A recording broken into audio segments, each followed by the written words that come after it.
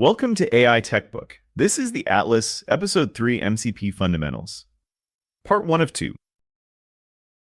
3 years into the agentic era, every team building with Claude has hit the same wall, and you've probably felt it. Every AI app needs its own connector for every tool. Slack-for-Claude, GitHub-for-Claude, Database-for-Claude, each one custom, each one rebuilt. November 2024, Anthropic shipped one protocol that absorbs all of that. It's called MCP. Think of it as USB, but for AI tools. 18 months later, 10,000 active MCP servers. Every major service speaks it. ChatGPT, Cursor, Z. MCP isn't a feature. It's the floor every AI tool is moving to. 18 minutes. 2 parts. Part 1. What MCP actually is and why the protocol matters more than any feature. Part 2. How teams ship it without getting compromised. If MCP is USB for AI tools, what are the ports? 3 roles: host, client, server. The host is the app you're sitting in: Claude Desktop, Claude Code, ChatGPT Cursor. The host coordinates everything. Inside the host, 1 client per server connection, strict 1-to-1. The client owns the session. It routes JSON-RPC to messages. Servers live outside. Each one exposes its capabilities. Each one is sandboxed. Now watch the boundary form. The host can see across all its servers, but servers can never see across each other. Anthropic spec is direct on this. Servers shouldn't read the whole conversation. They shouldn't see into other servers either. That single rule is what makes MCP composable. You can plug in 5 new servers tomorrow. None of them learn what the others are doing. None of them learn what you're saying. 3 roles, clean boundaries, different USB. 3 roles. But what do they actually offer each other? 3 things the server offers: tools, resources, prompts. Tools are model callable functions. The model decides when to call. The user consents. That's what episode 2 was about. But now across a process boundary instead of inside your code. Resources are file-like data the model reads. API responses, file contents, database schemas.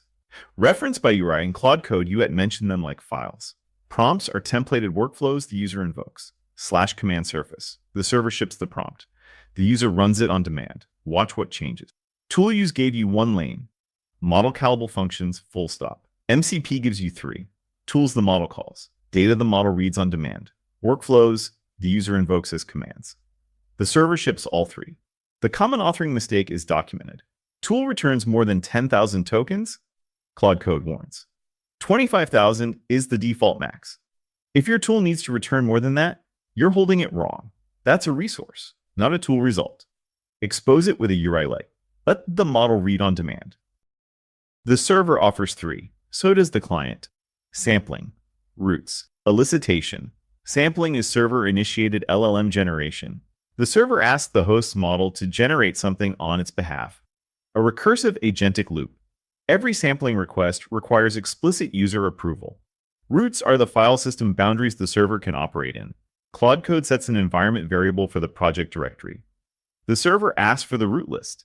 The host hands back the launch directory. That's the sandbox.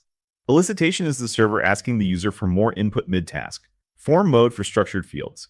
URL mode for browser-based auth flows. Claude Code shows the dialog automatically. 6 primitives, 3 trust boundaries, 1 rule. Nothing happens without user consent. The protocol enforces it. The host enforces it. The viewer doesn't have to.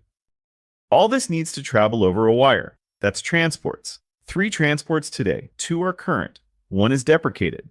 Standard I/O runs the server as a local process. Best when the tool needs direct file system access. Claude Code spawns the server with the project directory variable in the environment.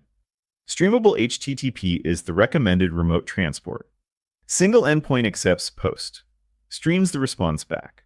The modern remote default. SSE is deprecated. Claude Code's docs are direct. The SSE transport is deprecated. Use HTTP instead, where available. If you see SSE in a 2024 tutorial, the spec moved on. And the 2026 spec transition makes this cleaner. The next version, July 28th, ships a stateless protocol core.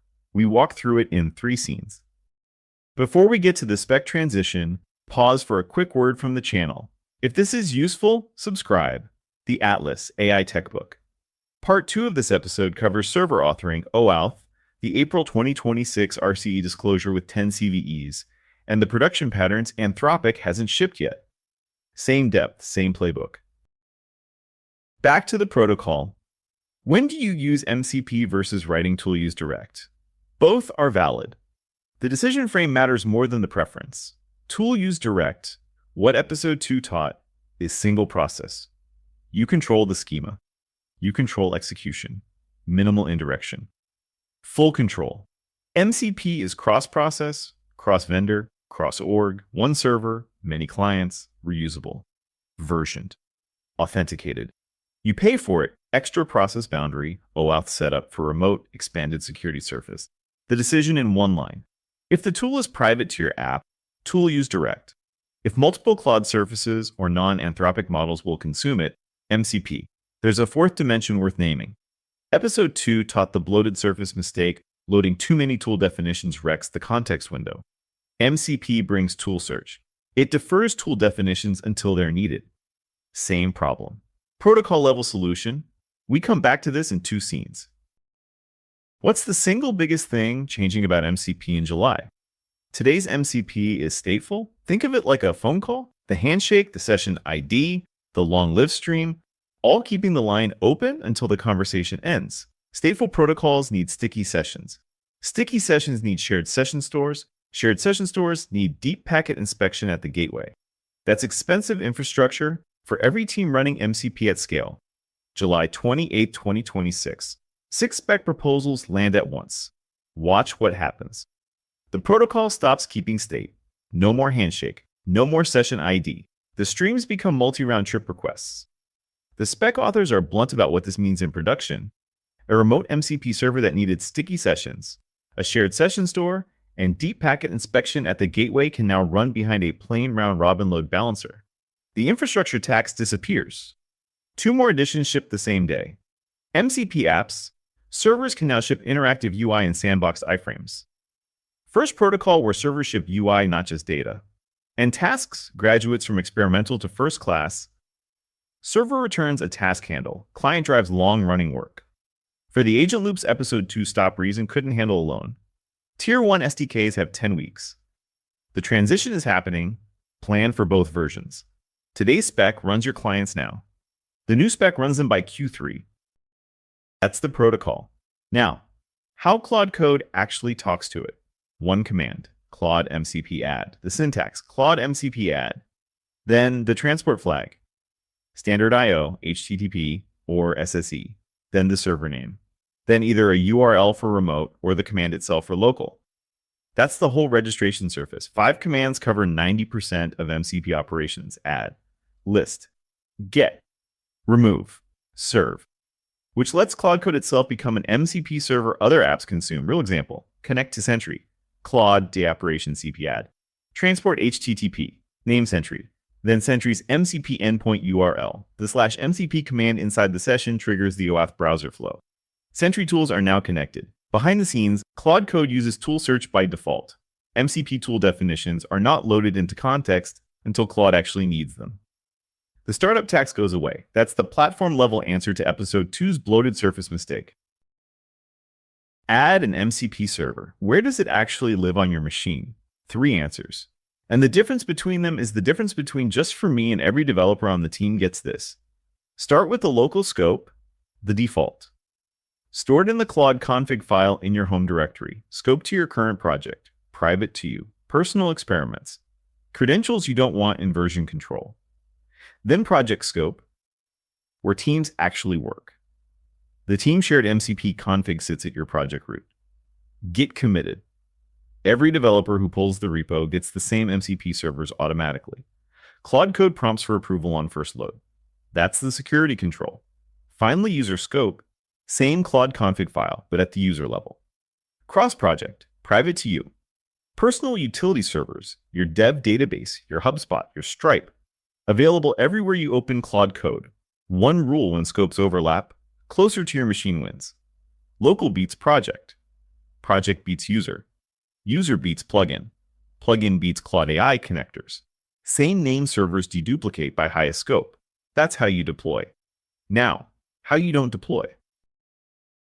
3 anti-patterns Part 2 teaches in depth. Quick preview now. These are 3 of 5 published attack classes.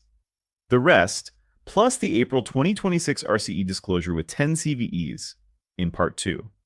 Namespace lookalikes, deceptively similar server names trick automated selection into compromised instances. Tool poisoning. Malicious metadata embedded in a tool description can stealthily redirect model behavior without modifying a single line of code. Remember, episode 2 said descriptions are the most important factor in tool selection. Tool poisoning weaponizes exactly that. Indirect prompt injection. A resource the server returns can carry attacker-controlled instructions to the model.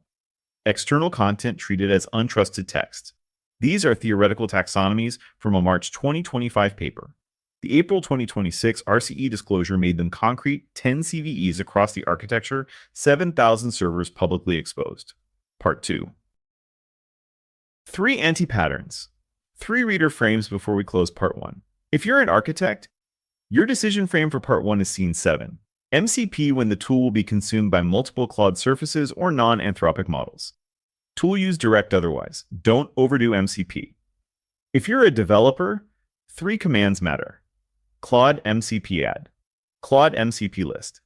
The /MCP command inside the session for OAuth. The team shared MCP config at your project root is where shared configuration lives.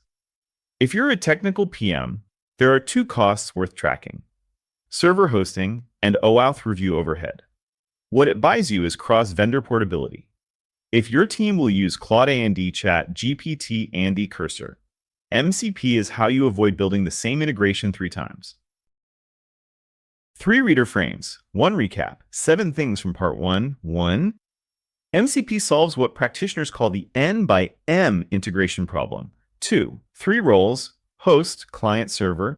They speak JSON-RPC 3. 3 server primitives. Tools, resources, prompts. 3 client primitives. Sampling, roots, elicitation. 4. Standard I/O for local. Streamable HTTP for remote. SESC deprecated. 5. The version transition. November 25th, 2025 today. July 28th, 2026 goes stateless. 6. Claude Code Surface. 5 commands. 3 scopes. Team shared config for teams. 7. 3 security traps named today. The rest plus 10 CVs is in Part 2. MCP isn't a feature. It's the floor every AI tool is moving to. The question is which side of the transition you're on. Thank you for watching. AI Tech Book. Subscribe for Episode 3 Part 2. MCP in production.